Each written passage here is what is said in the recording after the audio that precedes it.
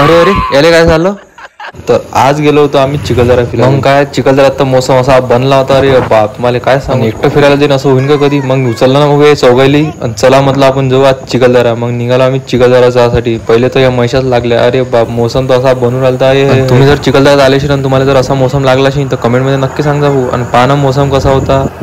मग पोचलो ना भाऊ आम्ही पण आमच्या जागेवर. आणि यानं पाना मला सोडून दिलं होतं. मी धावत धावत गेलो याच्या गाडी उभासाठी. मी आता मला सोडून पळती आणि याची पाना चिलकम मारू राहिली. आणि तुम्ही विचार कसा नाही ना चटई कोण आणली. मग लागलो ना आम्ही चढाले.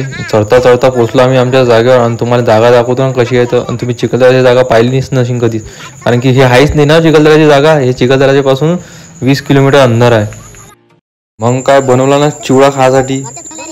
कसा कांदा कापला भाऊनं, एकदम लाया टाकला. हे मिरची किती टाकली पाण्यानं. लावते वाटते आज सगळेले लावतेच असतो. पहा ना कसं बनवलं ना तिखट तिखट. तुमच्या घरी जर काही काम गिम असलं तर याला सांगा बरं, 1 नंबर जेवण बनवते. पहा कसा बनवला होता ना चांगला. मग काय झालं ना भाऊच्या पोटात गरम. आणि पहा कसा करते मग.